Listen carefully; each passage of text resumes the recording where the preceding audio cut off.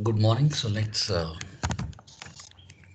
first identify the difference between this illustration, which is illustration number 3, and the questions what we have done previously. So this is a question in which the assessee maintains his books of accounts on mercantile system, and therefore instead of receipts and payments account, instead of a cash book, you have been given income and expenditure account. And in the previous class we had actually discussed what are the differences between mercantile system and cash system of accounting. So let me recall those differences, because this has to be solved under mercantile system. So the first difference is that in case of mercantile system, or also known as accrual system, the receipts are recorded on accrual basis, which means that whether the assessee has paid for that or not, that is immaterial. Whether the assessee has received or not, that is immaterial. As far as the assessee has accrued an income or expense, it can be recorded. For example, let's say salary for the month of January I have not paid to my employees, but still I can record it saying that salary is outstanding. Still I can deduct that from my profit and loss account, because I have accrued that expense. Even though I have not paid it, doesn't matter. As far as you have accrued, you can deduct such expenses. On the other hand, in cash system, the concept is quite opposite. Cash system says you can account for a transaction only if there is an inflow or outflow of cash.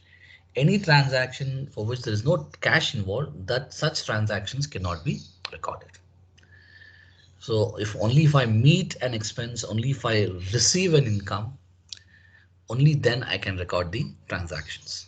So outstanding, pending, due, all this can't be recorded in case of cash system of accounting. Now difference number 2, in case of mercantile system, we account for transactions only pertaining to previous year, only pertaining to previous year. So here you have 3 years dispensary rent and 3 years consultation fees, but we account only for previous year. On the other hand, in cash system, we can account for transaction of any year, doesn't matter. As far as you have received or paid, you can record it. Doesn't matter it is pertaining to which year. As far as you have received cash or as far as you have paid cash, the transaction may be of any year, of the past, of the future, of the present, doesn't matter, you can account. Whereas in mercantile, you can account transactions of only previous year. The third and the final difference, in case of mercantile system, we ignore, we neglect opening and closing stock, if any, given in the question. But in case of mercantile system, we have to account for opening and closing stock. So these are the differences between mercantile system of accounting and cash system of accounting. Otherwise, the concept and the presentation is concerned, it remains same. The process of computing income from profession remains unchanged, so you don't have to make any kind of changes to it. Okay, so let's solve this illustration 3 now. Let's prepare the solution. So please begin with the opening statement. Computation of income from profession of Dr. Babu for assessment year 2020-21.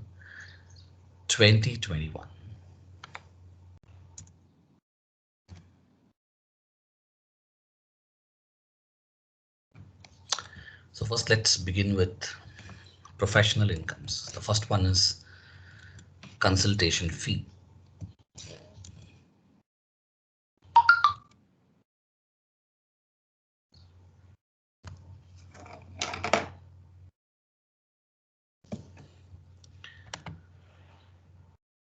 So in case of cash system, you can record transaction of any year. Doesn't matter whether it is previous year or preceding year. Let's say 20 years, one of the customer had not paid me in the year 1995. He pays me in the previous year 2019-20. So I will record cash consultation fee 1995, the amount I can record. Doesn't matter how old the transaction is, doesn't matter. As far as you have received the cash in the previous year, you can record it. But in case if you have not received the cash, you can't record any transaction at all. That is in cash system. But in mercantile system, only previous year items has to be recorded. So consultation fee of previous year is how much? Only that will be recorded. So 6,000 in this case. Next, remuneration from TV health shows. So usually we see doctors appearing on TV shows pertaining to health, and the viewers do call. Sometimes the host will ask health related questions and doctor will answer them, for which the doctor gets paid. And obviously this is also an income from profession. Visiting fee likewise is also an income from profession. So visiting fee here is 4 lakhs.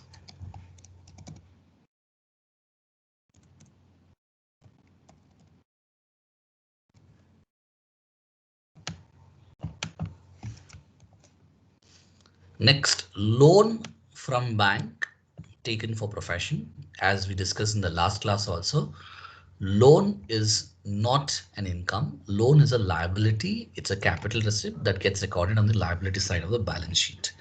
So loan is not an income, as simple as that. Sale of medicines. Some doctors do sell medicines also. So this is also a professional income.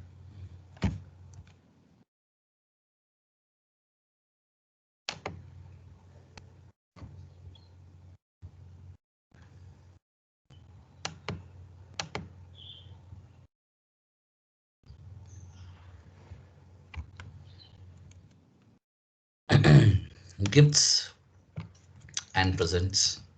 This is also professional income, but this has an adjustment. Let's see what's the adjustment. It says gifts and presents include a receipt of 5,000 received on the occasion of wedding. So that means in this 15,000, 5,000 was a gift received on the occasion of wedding. So that 5,000 we eliminate and we record only professional gifts. Received from patients. What if a patient gives a gift during wedding? Then that is not taxable. So sometimes students do ask me, sir, what if a patient is giving a gift on wedding? So on the occasion of wedding, any gift is not taxable.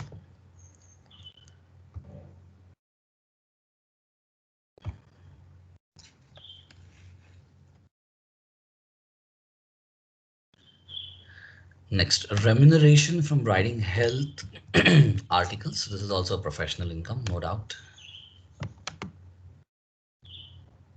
Remuneration from writing health articles. Usually this appears in the magazines and newspapers. Dividend on shares. So this is not related to profession. It's an income from investment, taxable under the head other sources. Similarly, interest on savings account is also an income from investment, taxable under the head other sources. So the last item here is fee from health tips on mobile applications. So let's see if there is any adjustment, income in the adjustment which we have missed. No, we don't have any incomes in the adjustments. We are done with all the professional incomes. Now we shall move to professional expenses. So the first one is health insurance premium. Now this health insurance premium, doctor has paid for himself, not for the employees. So when doctor meets his personal expense, obviously it cannot be deducted from P&L account, from the not P&L account, from, yes, this is a kind of an income and expenditure account. So from here it can't be deducted because it's a personal expense. But in case if he pays health insurance premium for his employees, then yes, he can claim that. It becomes a professional expense. But since his is the life health insurance taken for himself, then we can't allow this. Where is it mentioned? Is it for himself or for employees? If it is for employees, it will be mentioned. If it is not mentioned, then we assume it's for himself. So therefore, we can't allow this. So dispensary rent for the previous year only can be accounted. So 10,000 is for previous year. Sorry, previous year is 1920, so it's 2,000. So we can take only this amount.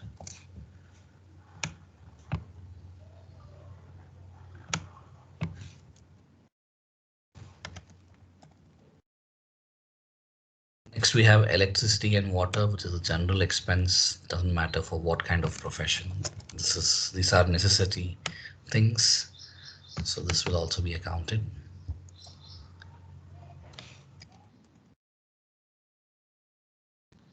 Then you have purchase of professional books, and books for a doctor is perceived to be an asset on which the doctor can claim depreciation. Sometimes it will not be mentioned what is the rate of depreciation, but you should remember.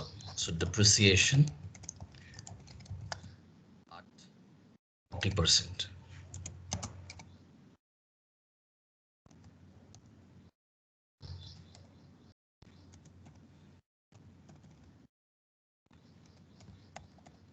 So here it's actually not mentioned. It's not there in adjustments for you to charge depreciation, but still you should remember that you should charge depreciation on books.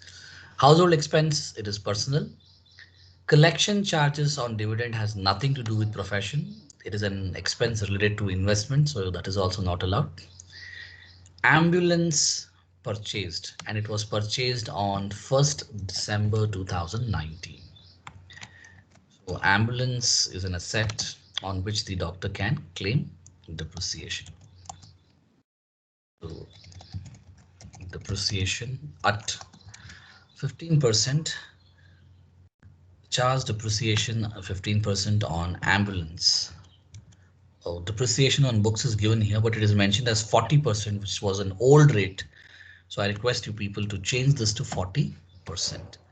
Depreciation on books, the rate is old. Now the rate has changed. So make it 40%. Change it in the uh, material what you have with you. So charge depreciation at 15% on ambulance. So 15% into 2 lakhs, which will give you 30,000.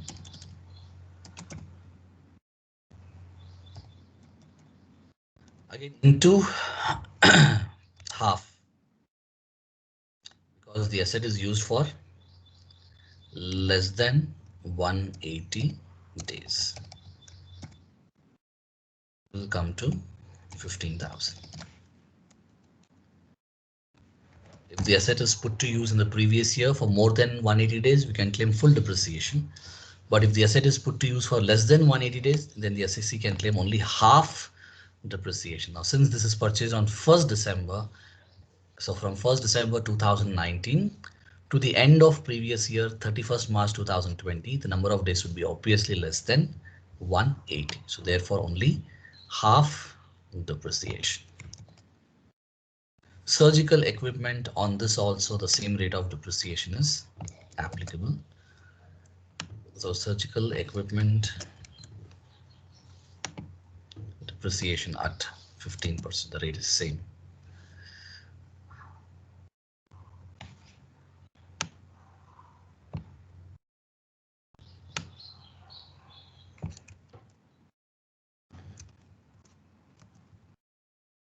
$10,000 is the value of the asset, surgical equipment.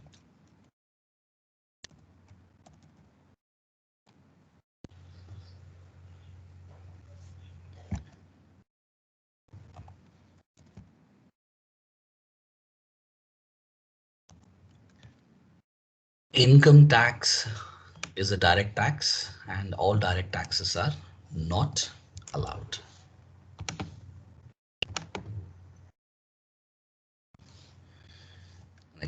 Nurse and compounder salary, it's a professional expense and hence it is allowed.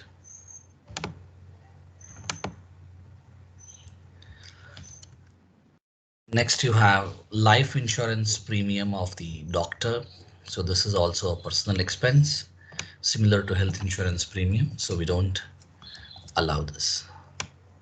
So life insurance premium is not allowed. Stipend paid to trainees. Now stipend are basically junior doctors. I wouldn't say junior doctors, but they are practicing doctors who are still doing their degree, but they have joined here for some sort of training to get hands-on experience. So doctors generally pay them, but anyways, they are working for doctor, so it is a expense related to profession. So this is permitted. Stipend paid to trainees. Interest on loan is allowed because the loan is taken for profession. Even if the word profession was not mentioned here, still we would have allowed that loan. So interest on loan is allowed and the amount is 4,000.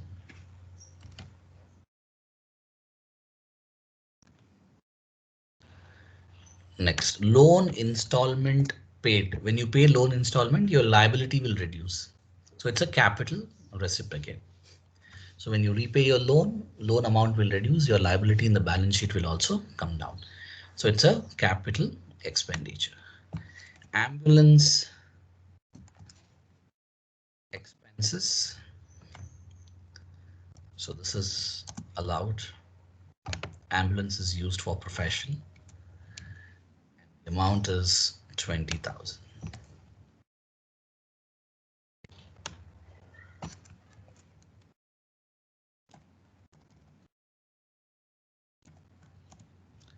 Next, you have contribution to public provident fund. Now, public provident fund is not for employees, it is for personal investment. So therefore, public provident fund is also inadmissible. So that's not permitted. Next, you have professional tax. Now, professional tax is on professions, right? And also on employment. So those people who are into profession and who are employed, they are liable to pay professional tax. So in Karnataka, the professional tax is 200 rupees per month. So that's the professional tax applicable in Karnataka. So whether a doctor or an employee who's working somewhere mandatorily has to pay professional tax. So professional taxes allowed. Technically speaking, professional tax is a direct tax, and in income tax, the rule says all direct taxes are inadmissible, but this is the only exception.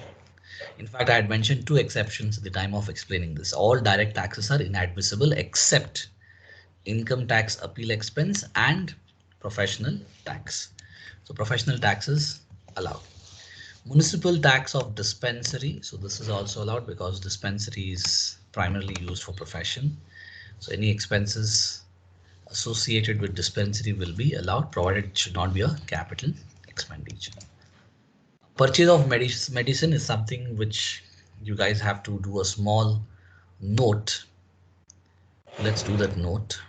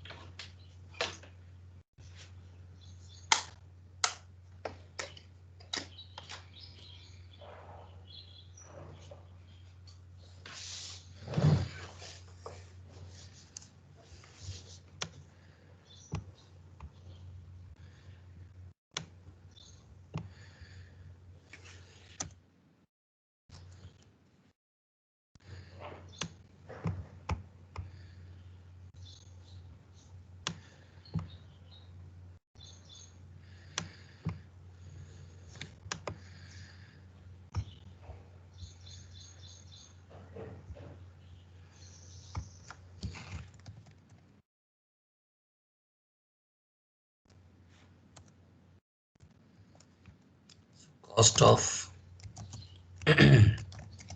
medicine purchased equal to opening stock of medicines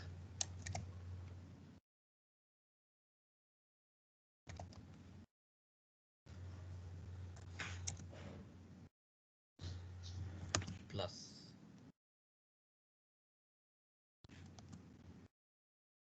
purchases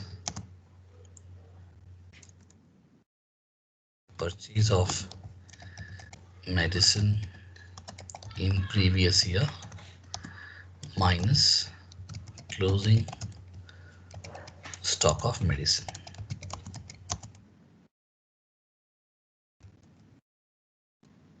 So that's how we account medicine, opening stock as well as closing stock. So now here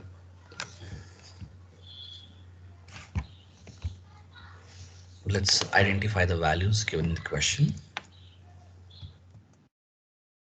So opening stock as per the question is 50,000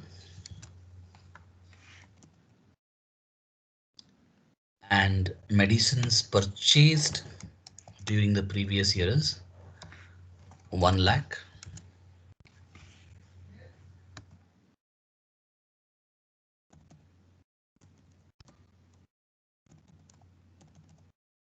minus closing stock of medicines is 30,000. So cost of medicines purchased will be 1 lakh 20,000,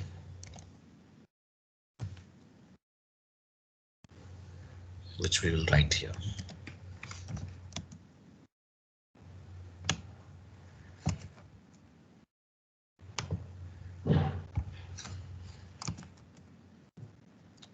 In case of cash system, you would have completely ignored opening and closing stock and we would have just written purchases here. But since this is a mercantile system, we should account for opening and closing stock also. So that's the reason we have done a small note here. Next, that's it. We don't have anything except for an adjustment which needs to be accounted now. It says he also owns a patent for medicine and the written down value is 2 lakhs. So on this patents, we have to charge depreciation of 25%. So depreciation on patent at 25% into value of the patent which he owns, which is 2 lakhs.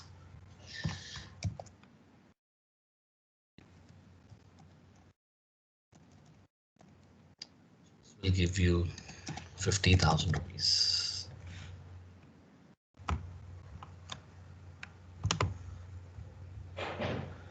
So we are done with all the adjustments. Nothing is left out now. So please go ahead and do the totaling.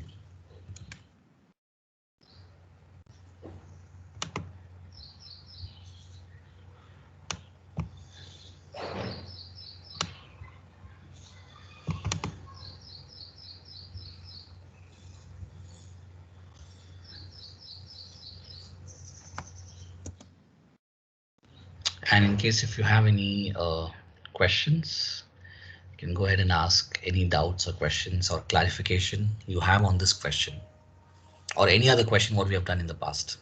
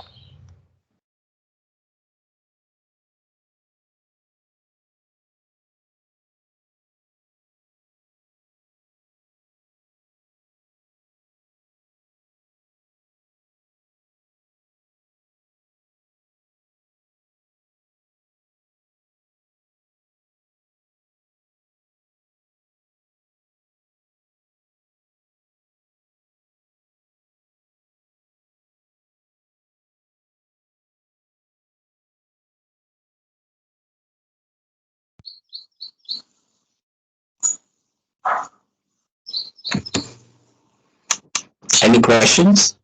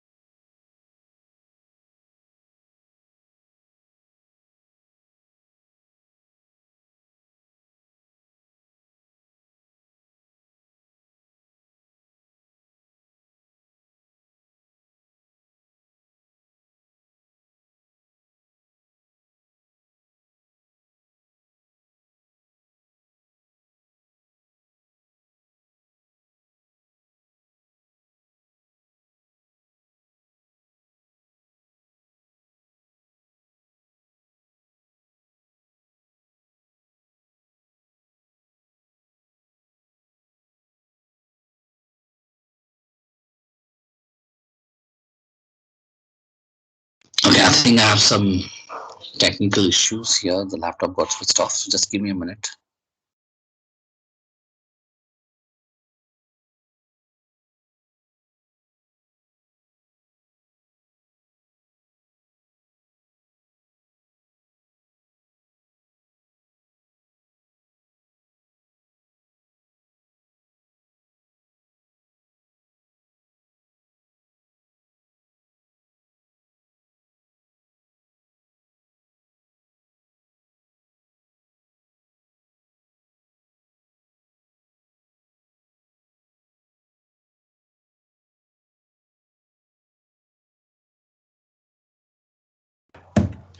Okay, now you can go ahead. Sir, how much is the gifts and presents? So it should be 10,000, right? Yeah, how much have I written here? 15. Okay, we have to deduct what was received on the occasion of wedding. So it is 10,000.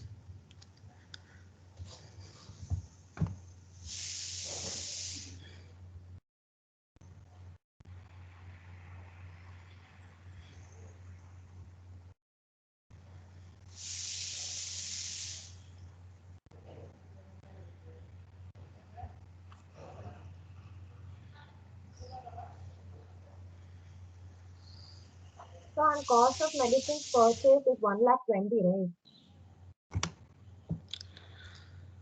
1 lakh 50 minus the closing stock.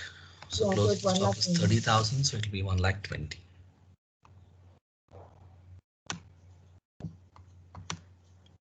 Anybody who has done the totaling of step 1?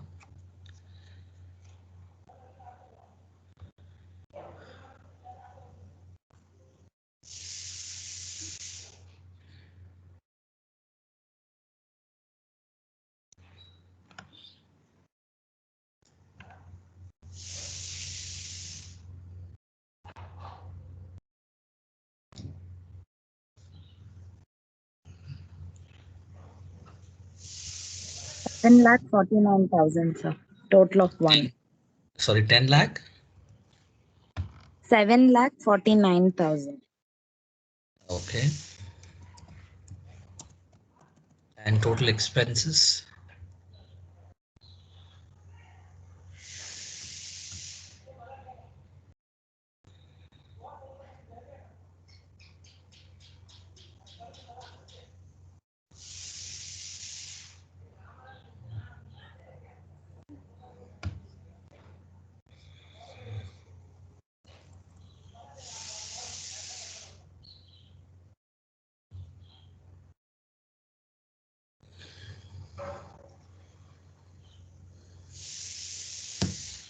Two lakh 69,900, sir.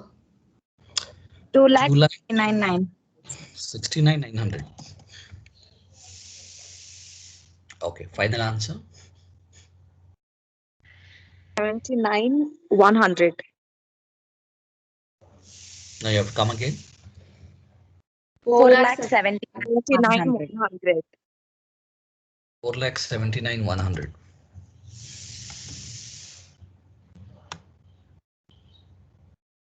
Okay. Okay, so